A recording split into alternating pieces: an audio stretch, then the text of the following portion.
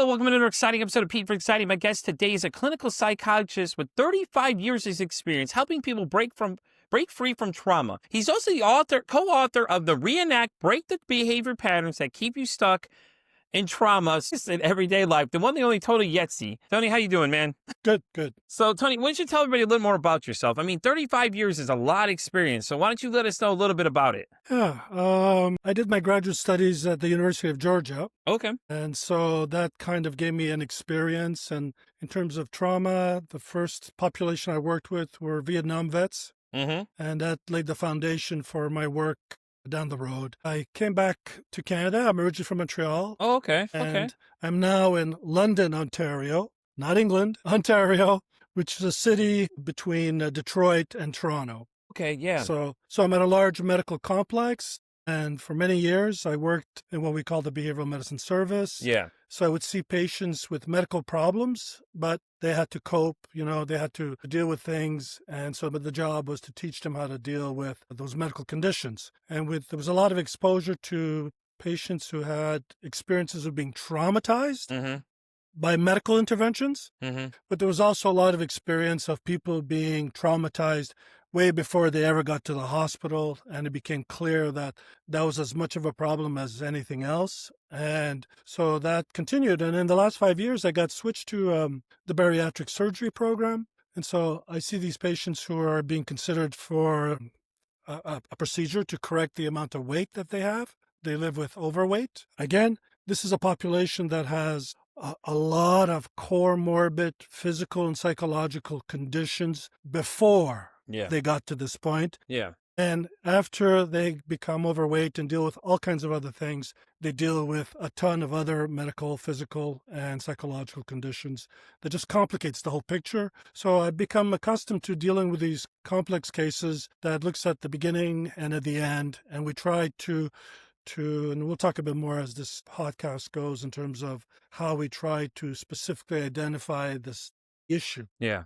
Yeah, definitely. Wow, man. You went to one polar extreme to the other, man. Like, talk about trauma. Like Vietnam. Holy crap, man. There was a book in high school I read, I can remember. It's called Voices of Vietnam, where there were actual letters that people were sending home. Yeah.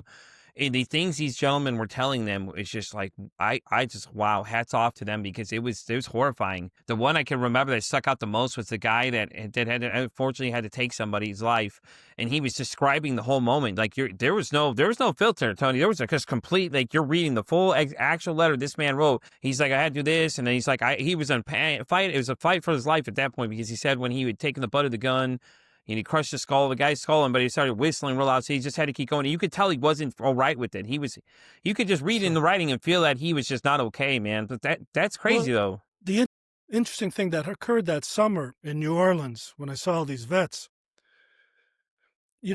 clearly they were affected by the war. There's no getting around that. Yeah, definitely. I agree. It was a horrible experience. But I interviewed about 50 of them, and I was overwhelmed by how many of them were messed up before they ever got to Vietnam. Yeah, oh yeah. All right, so they had problems. They had parents who had, criminal history, mental health history, legal history. They were mistreated as kids, and so, but people didn't really recognize that. So they saw it just as war-related. Of course, that had a significant impact, but the war ends up being one big trauma laid on top of everything all else these you other already dealt traumas. with, yeah. So it's kind of like, it's a bit like a big forest fire. You water it all, but if you leave I love the analogy. one little ember, what happens? It keeps going. It'll just light up again. And this is what happens if you take care of one PTSD, one trauma, and you leave all the other ones. Then they're in trouble. They're still having difficulties. No, I agree, though. I think that's a really good point, that we looked at it as just shell shock and everything else, but we didn't look at the root causes, like how many of these guys had issues prior to that, terrible childhoods and all the things. I think that's great, though, that you were doing that, though, because, you found that out, though. But it's just like, I don't think a lot of people think of it that way, though, honestly. I think they just think of the war in general. They don't think of how many people before leaving for war had problems, and then the war amplified the problem even worse, and it's just... Man. But remember, you didn't send soldiers over, not for Vietnam War. Mm-mm. You sent people that were conscripted, and it included the people who weren't able to dodge. Yeah. And so it had all kinds of politics that were wrong from the get-go. Yeah, definitely. No, I agree. I agree 100% with you on that one, though. So now, we go from there. We go all the way to where you're now, which I think is interesting, though, because um, in that category where you're now, with the bariatric stuff, I think, body dysmorphia is one of the things that people automatically can think of. Are there some other mental health disorders that have to do with that, like the body shaming that, people that don't think about anything related to those kind of stuff that you run into? Well, I mean, as a society, we're very image focused Yeah, and we are. conscious, So this whole thing we got going with Ozempic Hmm. and all those medications that take care of weight loss, and again, that's going to be another mess later down the road, when the information catches up as to what the consequences of all that are going to be. Yeah. But, the new fad now is if you're a guy and you're 5'4" and you want 6 more inches, you go get those extensions on your, like it is crazy. So in terms of body image, there are a lot of conditions but in this context, honestly, that's like not even the biggest problem. Yeah. The biggest problem is depression and Hmm. anxiety. Hmm. The biggest problem is, relationships that suck. The biggest problem is hard to work, Hmm. hard to survive and be independent, and so all these things are all part of the broth that these people present with. Yeah, and same thing too. You can group bodybuilders into that too. Those guys have body Yeah, image yeah, issues. They yeah. do like, oh, you always see those movies where they make jokes like, oh, you look, or was it the one I think of most is the one with the comedy about dodgeball. Remember the two where he goes, "Hey, White, you look fat." That psychology that White goes into, he gets angry.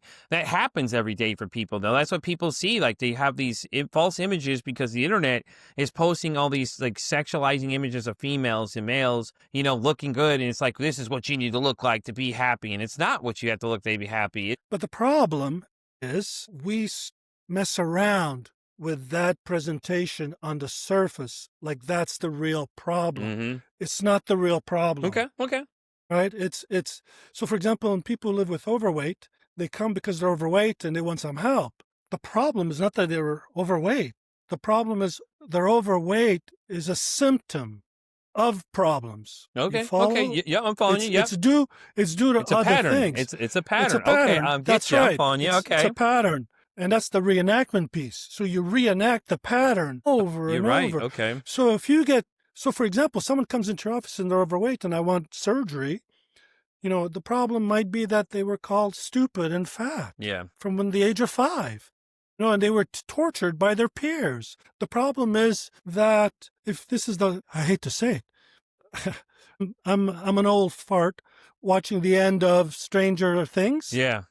Have you been watching the Yeah. episodes? I've been watching it. Yeah. So what do we have? A chubby kid with Yep. glasses who looks like the nerd, who everybody hates. These experiences just profoundly mark a person. Yeah. And then they go on later and it affects dating. It affects, where they work. They're not treated the same. Yeah, I don't know if you know definitely. that. People who are overweight are treated differently and society is basically mean to them. But a lot of other problems in life. So these guys who come in, and they're bodybuilding, you have beautiful people who end up with lips 3 times the size. There was Yes. nothing wrong with the lips before. Yeah. But What I'm thinking about though is you remember the girl from Saved by the Bell, the girl Lisa played Lisa. Like she had all that plastic surgery, and it's just like, oh my God, she was a beautiful girl when she was younger, and then that's all of a right. sudden now it's like, what the heck happened? Another one, if you want to, anybody for the newer generation, y'all should remember The Hills with Heidi. Remember how she was a beautiful young lady? Now she looks like a freakish Barbie doll kind of look because it's like she had those self-image issues and things like that. You know Exactly. what I mean? But it proves that, Exactly. it could be anybody. Like I was a chubby kid and I remember that too. And I know Hulk Hogan had the same thing in his backstory. He was a hefty kid when he was younger because when he told his story, the same thing, the professional wrestler, that's when he got into bodybuilding because he was like tired of getting picked on by all these kids, but he was always a chubby kid too, And it's always something, the root cause of something that it's causing that issue though. So you have to remember that whatever a person comes through the door into an office and they say this is the problem, it's rarely the problem. Exactly. It's all these other things And those are problems, Yeah. and even what they bring in is a problem, but it's really not the main problem. And so what you have to do with people is figure out what their story is, what the origins of their problems are, and then try to come up with something to change that. Tony, I'd love to have your job, honestly, just because I'd be so fascinated by people in general, just their stories. Like, I get to do it every day on this podcast, get to hear like your stories and things like that, but just people's stories in general have to be interesting of the things that they go through, and it always relates to, you don't know what people go through every single day, though. So I always tell people to be kind to everybody when I sign off this show, because it's like, it really what it is. You don't know what people go through on a daily basis, so it's interesting. And I love what you're doing, man. Honestly, I do. I love how you're going to looking for the root cause, because I think that your job's really important, because you're like, okay, I understand you want this surgery, but let's make sure this is exactly what it is, the reason that you're doing this for all the right reasons, not the wrong Okay. reasons. So let me explain here. Okay. One more. Go ahead, Red. I go to University of Georgia. I learn how to do what's called exposure-based treatment. Okay. When someone has a trauma, you expose them to what they're scared of. Okay. And you start from the least anxious to the most anxious. Okay.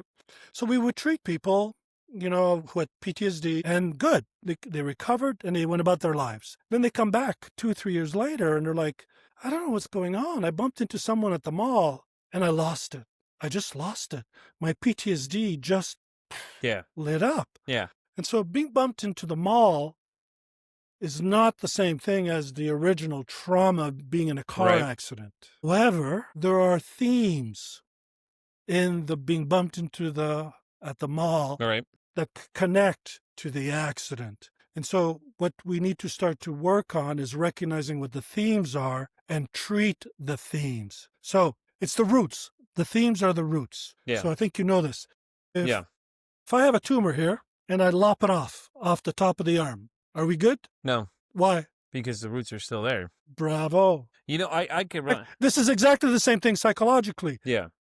Is it this? No, you left the roots. You have to go and get to the roots. Right, exactly. No, I can relate to that, though, because with my trauma was I was 10, my mom abandoned me. So anytime a situation feels similar to that, I go back to that. You know what I'm saying? And I realized that when I started doing the show and I started learning little by little about myself and trauma and all these other things, and I started discovering these different areas why I invited different guests on to talk about these things. I've been doing a self-reflection this past few months of things that I've gone through, that realizing that instead of blaming everybody else for these problems, what was my part in that situation? And then taking my own faults and accepting the faults of what I did. It was hard, though, but it's not easy. Like you said, you just got to go to what that root cause was, like, what did I have to play in that part, kind of thing. So Well said. Abandonment is one of the most common yeah. triggers, one of the most common triggers of an emotional reaction, because it's so core, Mm-hmm. And so what kind of drives people a bit batty is they know they have issues with abandonment. They may not recognize that you're supposed to have a meeting and your friend doesn't show up, doesn't say anything. You Yep. could be triggered by abandonment. Yep. It's a nothing moment, but your sensitivity to the theme in that moment is high. Yeah, that's what happens for me here too with podcasts. When people don't show up, I get a little upset. But now I'm learning to be just like, it is what it is at this point. People don't make it, people don't make it. And it was early on, it was hard too, and like rejection was hard too. But that's one of the things you have to learn with this gig. You invite so many people to come on here. Some people are just not okay to talk about it. And and things like that too. And it's like hearing no was hard at first, but now it's like, okay, all right, move on to the next one. There's so many people that want to be on here, that the demand is high enough, and I had to learn to accept no as an answer, as well. But, I get the abandonment thing. Like I said, that was But the just cool like, part, it's not just no, is that you're okay with you. mhm, That's the key thing. All right. And because of our sensitivities, we end up making things that actually have sometimes little to do with us, yeah, and we make them part of ourselves. And so we can't change what the world is doing, exactly. but you can change how you cope and Ex- react to things. So that's a cool attitude now, where you go, it's got nothing to do with me. Stuff happens. Let's keep going. Yeah, I've Okay. adapted to that mentality though, because that's just like, it's just because in the when you invite guests on, people have things that come up, and then you find out something happened. And it's like, I always assume that's the next thing. I'm thinking, okay, something happened. That's my first go-to. Before it wasn't like this, like, oh, whatever, this person jaded me, you know what I mean? But now it's like, okay, something had to happen that this person wasn't here. Lo and behold, 90% of the time, that's what it is. Hey, I had something come up, and I'm very understanding too when it comes. I'm like, oh yeah, you know what happens, now it's like it happens. Before it was like, no, you wasted my time, it's like that's what you want to respond, but you can't. You can't do that because that doesn't make sense. Like life happens, and then things just happen. You can't control everything. Like the things I've been going through the last few months, I've missed some appointments with people, and people are very understanding. Nobody's going to win at the end of the day, and everybody's going to be upset over what. And then you guys think about what it was you got mad about. And you both look like fools at the end of the day because you all got mad over the smallest thing. It could just be a small thing that happened, like a miscommunication. Okay, well, I'm so sorry. You know what I mean? Things like that. And another person just wants to be rude. Don't let that person affect your day. Like, I had to learn that too. Like with customer service, is a great training for that. It's like you deal with these people on a daily basis at a fast pace. You're going to run into somebody that's just having a sour day, man. It's you just being nice to them. You can make their day and you don't even realize it. They'll come back and see you. A lot of people come back and say, oh, I'm so sorry. I was rude the other day. I wasn't having a great day. And I'm just like, I've already passed it, honestly. I'm just not even worried about it. Like, it happens. I understand. We all go through things every day. We have rough days. I have rough days. There's days where I don't like talking to people, but I come and do the show anyways, and it makes my day Yeah. because I meet awesome people like you. I meet great people that have great conversations and things like that too. So it's like it's hard, but it's been a linear experience, and it's different for me because I'm on this podcast, so people are watching this as Pete's evolving, and these different things I start reflecting on because I'm a very open person when it comes to things now. Before, not so much because I wasn't ready, but now that I've had this experience, I've had these conversations with people, I keep hearing everybody's stories. It's like it's time for me to share mine. So now I've been, revealing mine a little by little, and it feels good to let it go and tell people your story and things like that. Absolutely. So, Absolutely. That's the gutsy thing. I was going to say, you podcasters, there's a bunch of people out there doing their shows with incredible courage, and talking about, really difficult things. yeah, And just doing it is part of the therapy, if you want. It's part of working through whatever all this stuff is about. yeah. You said something earlier that I just wanted to sort of comment. Mm-hmm. The power of stories is really important. And the thing is, generally, we never know the whole story about people and things. And when you finally know the whole story, most of the time people will go, no wonder. Right. Okay, I get it. Even our psychopaths, even our people who go on and kill 13 people, and Yeah. you hear their backstory and you go, oh, Jesus, no wonder. Yeah. There's usually a good reason. It's just that we don't know the whole story. And I think that's what we want to learn to do a little better in getting to understand each other is recognize there's a deeper, larger story in understanding each other. Yeah, and things I do now too. It's funny that I realize I sit there and analyze things like anything that has related to mental health. Like, say, the Dallas Cowboys is the most recent one I can think of. The young gentleman that was 24 and unfortunately we lost. Yes. I remember the one thing that sticks out in the interviews. The girlfriend said that he had severe mental health issues. So my next follow-up question would have been: okay, so were you getting him some help? If you knew he was struggling, he was dealing with the loss of his mom. He's had grief on top of all that he's dealing with. What were you doing to help him? Like, the team obviously would have done whatever they needed to. I can guarantee they would have done. They're not going to allow that to go by the wayside if they knew that he was struggling that bad. But if you knew he was struggling, what were you doing to help him? And that's just my first jump to everything. Everything's like, okay, when everybody blames mental health, I'm like, okay, so what led up to these events? Was this person struggling and we didn't see it? Or did you all see these posts, like people posting on the internet crazy things, and you're just saying, oh, they're just that, crazy things. And you're not thinking about, okay, hey, is this person there's something wrong, and not reaching out and ask him, hey, is everything okay? Things like that. Start investigating a little further, because what the Dallas Cowboys thing to me was like, that's the one thing that stuck out to me, is that she just said that. I'm like, okay, that's cool. So what were you doing for him? That's great that you can cite that's what his issues were. So, okay, so then what were you doing for him is what my first thought was, but that's just because that's what I do. I do mental health. I'm always fascinated to know what people are doing about these situations. It's great. You can cite that, blame that. You can blame it all day, but what are you doing to help these people's mental health situations? No, but I think even beyond that, though, Pete, there's a reality Mm-hmm. that you don't know Exactly. who's going to go and cross the line. Exactly.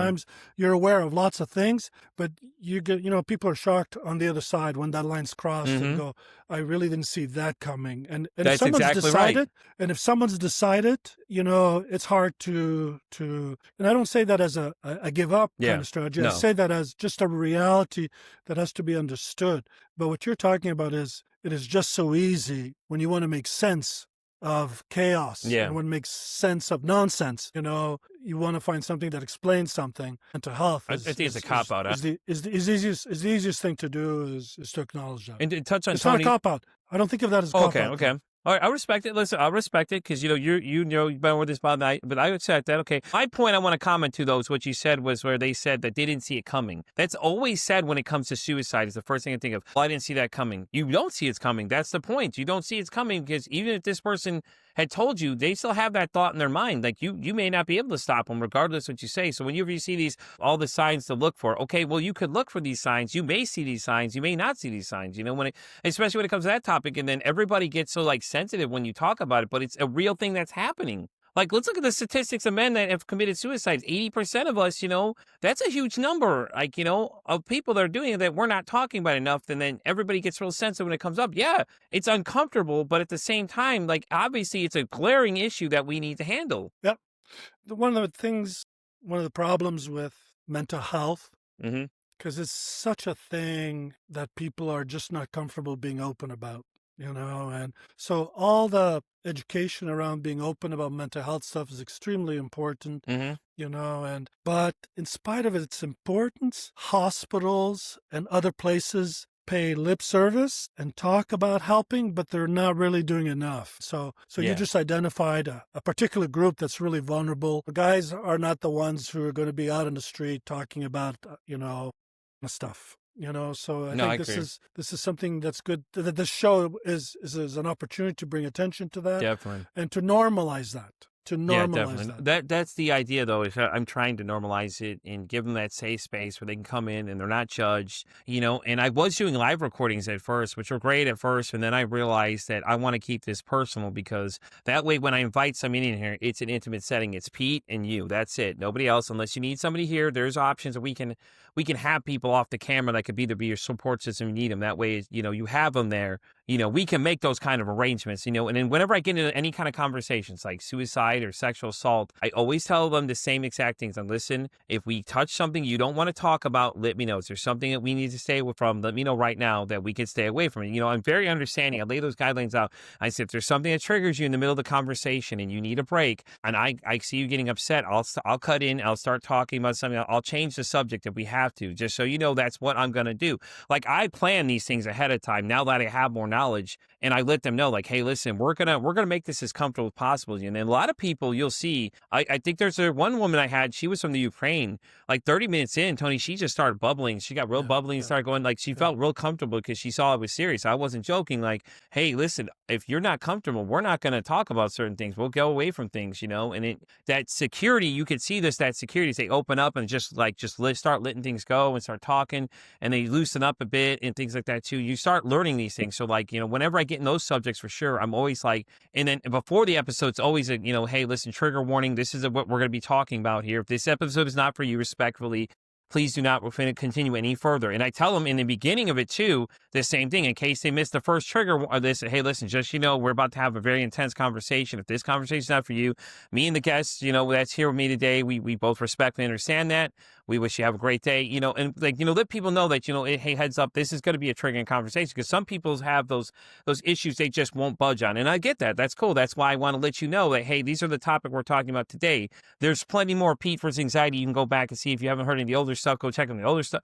You know what I mean? That way, they're not feeling like they're walking into hey, guess what? Peekaboo, here it is, kind of thing like that. So Tony, let's change subjects and let's talk about your book. So tell us all about what the premise of the book is, man. How did you come up with it? I know you're the co-author, so who else is the other author with you? The other author is Melanie Duckworth. Okay. She's at the University of Reno in Nevada.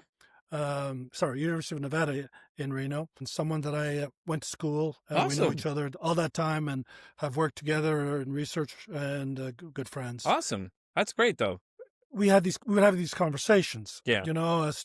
As we said earlier, you would treat the trauma and it would go away, and then it would come back in another way, in another form. And so we started to analyze when people came back after trauma, treat it, that an incident at the mall, an argument with a partner, an issue with an employer. Why were these mundane, innocuous moments creating a PTSD light up. Yeah. What that means is it's like the PTSD comes back, Right. with the heart rate pump, the blood pressure pumping, the breathing, and the whole thing. Yeah. Like something bad just happened. And so we started to pay attention. What are the themes in that argument with the spouse? Yeah. And so if the theme is bullying, if the theme is gaslighting, Yeah. if the theme is abandonment, if the theme is mistrust, Yeah. these are some of the usual major themes. And if those themes are in play, then you have an explanation for why we have what looks like an overreaction to a small event. Yeah. Exactly. The theme is not small. You look at the theme, let's say that it's abandonment. Okay. Okay. So it happens in the present, and an argument in a couple, and a person feels not heard by their partner, and they panic. Scared, even though it wasn't that big a deal. So we go to the past. What were the experiences with abandonment? Shit, I was abandoned at 2, Yeah. and I got adopted, and so that's like a major abandonment for pretty much anyone, that is left for adoption, or you have a parent that disappears after 3 years or 5 years, or it creates a foundation for that abandonment. And then you start to look at, let's say we have a single parent who's trying to manage the kid, and that person is trying to do all they can to survive, and the kid's left alone, Yeah. to their own devices. Yep. So they feel lonely and left. And then they start to go to the schoolyard, and like no one invites them to play along. They're on the side watching everybody play, and then it starts to go on to, abandonment by peers. Yeah. So the guys get together, but they forgot to tell me about this outing. That's not a good moment. Then you have to deal with dating. Then you go on into adulthood. And so we have a track record of many abandonment hits. All of which I've experienced, Tony, which is it's Okay. scary because you could see my reaction. I'm like, you're hitting home with all of those, man. Okay. Because I So agree. this little moment now is no more little Yeah. because of all the experiences that sensitize a person. You can have 2 persons who have abandonment issues, and it's for different reasons. Exactly. All right. So this is another reason to know the story and understand the person better. It's about knowing how this person ticks. Exactly. One of the problems in general in the treatment of mental health difficulties, particularly from a psychological perspective, well, even with medication, you give someone depressed, they all get this medication. Are people depressed for the same reasons? How's that medication going to hit all those different reasons? And it's the same thing. It's the same thing psychologically when you're treating someone. So let's say it's depression. If it's depression due to being betrayed by someone, Mm-hmm. will that be the same treatment as if the depression is my whole life I've sucked? No. There's something wrong with me. Will that be the same treatment as that person is depressed because they're like this far away from being homeless? No. And they're just tired of. So they're all depressed, but you can't give them 12 sessions of CBT and 20 sessions of this or that or the other and think this is going to take care of the problem. So this whole book is about essentially customizing, coming up specifically with what the person is affected by. Yeah. If you're sensitive to abandonment, so let's say in the example of you were supposed to meet with a good friend and they just don't show, and you wait for an hour wondering what the hell's going on, Right. and you get triggered. So the idea here would be to ask, what about this that triggers? And so most people go, I'm just upset that he wasn't there. No, Mm-mm. this dude didn't show up, and I felt disrespected. I felt humiliated. I felt not worthy. And this has happened to me many times. So if that's the issue, then the treatment should target those themes. Yeah. So if your strategy to being abandoned in the past, every time that has happened, you swallowed it. You didn't say anything. You didn't address it. What are you going to do in this moment? You're gonna blow. You're going to swallow. Mm-hmm. Breaking the reenactment. That's what the book's about. Mm-hmm. Breaking the reenactment is to do anything in the present, anything, so long as it's different Yeah. than what you've done in the past. If you swallowed, find your voice. Speak up. If you hold it all in, you touched it on earlier, people are better for letting things out, Mhm. working it out. processing, because it's not stored in you, becoming toxic and building up to your ears and poison. Yeah. So the idea is to identify specifically the theme and then have an intervention that addresses specifically that theme. Yeah, no, I agree 100%. I mean, I can relate to the abandonment part of it, the being alone by yourself a little bit, because all things I've dealt with are like that too. I spend a lot of time by myself, so I tend to like to be by myself more often. But I did the same thing where I just kept swallowing it, and then I exploded one time on my partner because just over the stupidest thing, like whatever it was, we had disagreement, and I just magnified it on a higher level because I started getting that sense of it. Went back to that moment of that feeling. I was feeling that moment, but it wasn't that exact moment, or I had this thing where like I try to spearhead it ahead of time. If I feel like in any moment somebody would try to leave, I'm like, I'm going to try and tell you to go before that point. Because if you're not going to abandon me, I'm going to abandon you first, kind of, you know what I mean? That kind of mentality. And it was horrible. It Yeah. didn't work, Yeah. and obviously No. it's the wrong method to use. And I realized that though, during this self-reflection period of these last few months, that was one of the things I was doing that was wrong. I shouldn't do that, and stuff like that, and then get mad over the little things. But it all relates to that issue because it's like you don't realize how much that trauma affects you all your life. We don't go around looking at events. Right. When we look at events, we look at the facts Mm-hmm. of the events. I was in a car accident Mm-hmm. and it was a frontal. Mm-hmm. I broke my leg. I heard a baby in the car. These are just facts. Yeah. But what are the themes? The loneliness, the abandonment, no one to help me, no escape. I'm trapped in a car. It reminds me of all the other moments I felt trapped. Yeah. And so if the theme of entrapment, which is a big one for a lot of people, Yeah. is at play, then we have to figure, how do we get out of the trap? Yeah. And one way to get out of the trap, especially particularly if you swallow things in that trap, I think we'll use you as an example. Okay, go ahead. If you were left alone quite a bit, who was the sounding board? Me. How neutral and accurate was that sounding board? Probably not even close to you, accurate.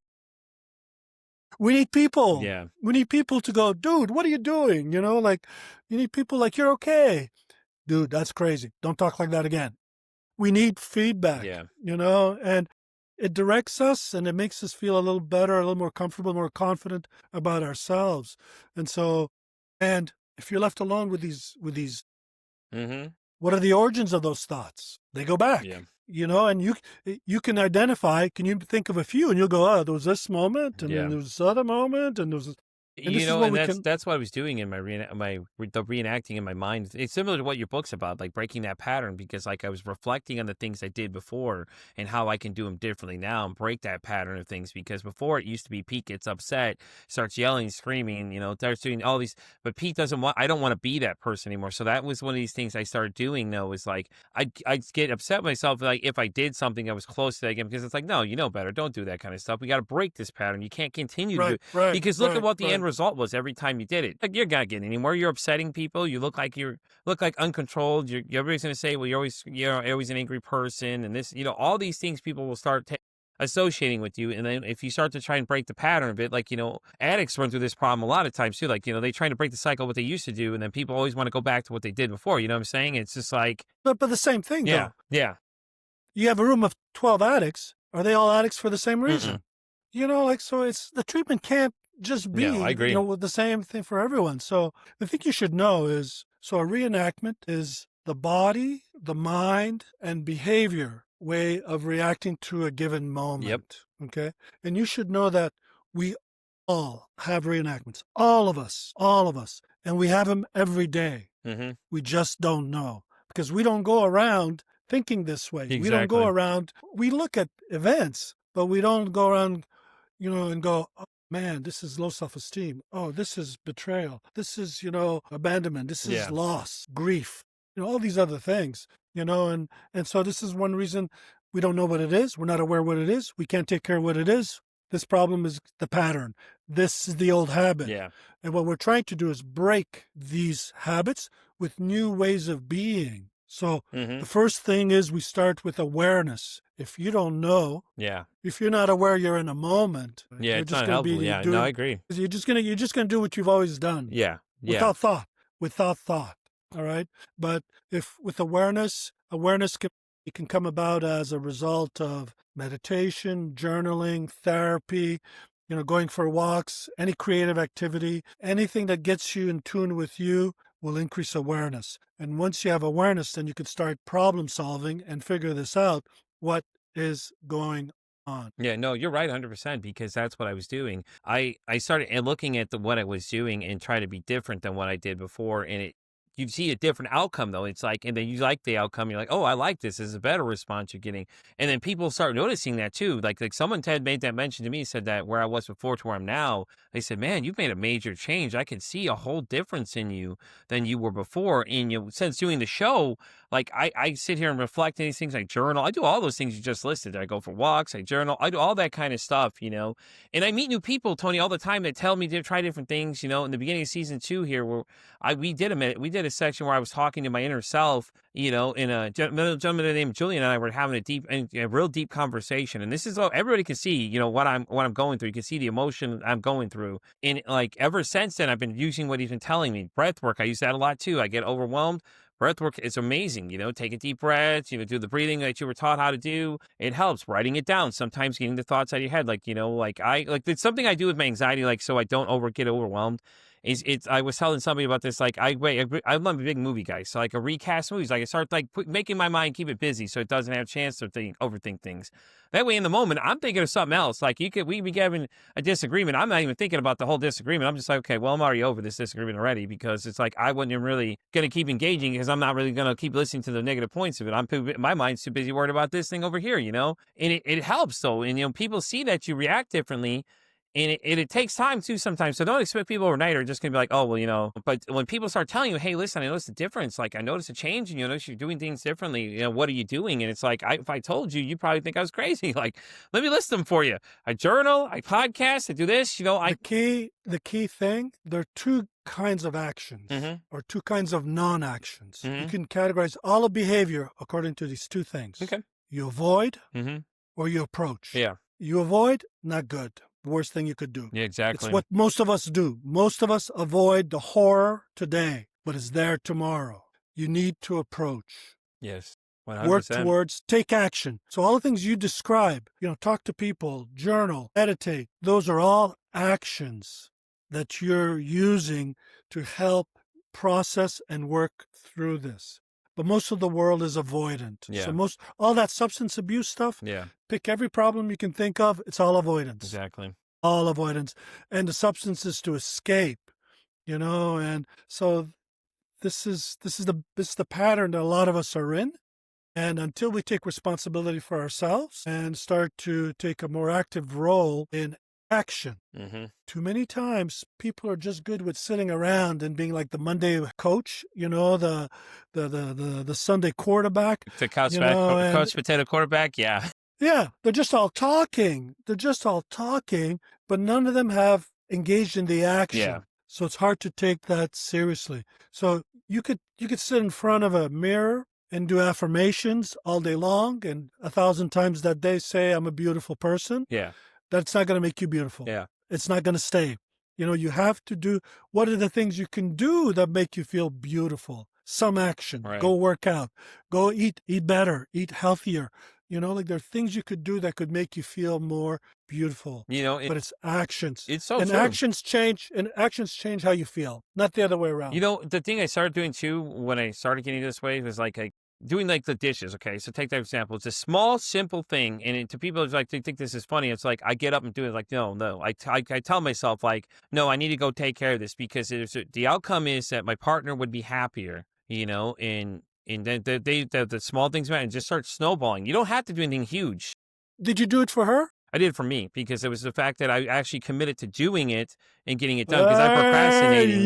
So yeah, go. You know what I mean. And it felt good. But you see how? Yeah. You first said it like it was someone else. No. But no, you did it for you. No, exactly. It's self-care. Yeah. It's self-care.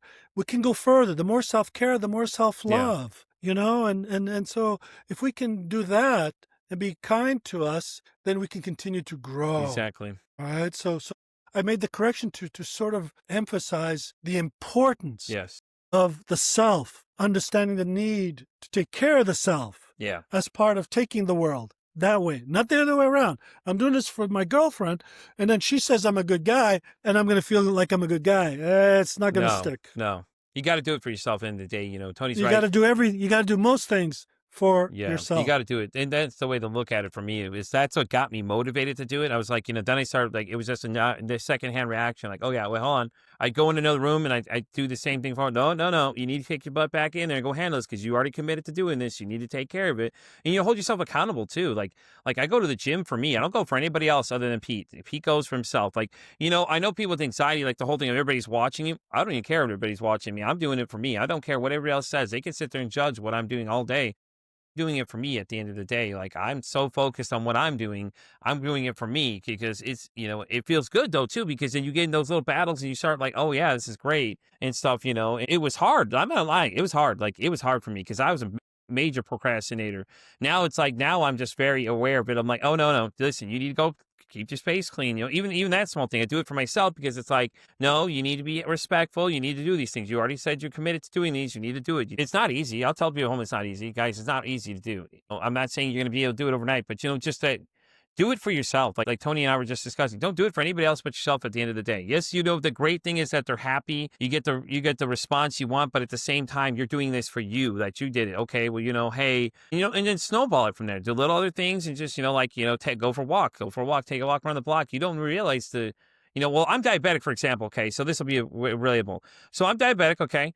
Walking around the block, drinking some water will bring my blood sugar down faster than anything else I can do. And it's all it is. It's just take a quick stroll on the block. Oh, well, Pete, I don't want to listen to nature. Put some headphones on and listen to something and just walk. Before you know it, you've already made the whole path around and you're already there and you're already feeling a lot better. You know what I'm saying? You just accomplished the thing without even realizing you did it. So I think you need to also remind your listeners they don't have to do what you do or exactly. what I No, say. exactly.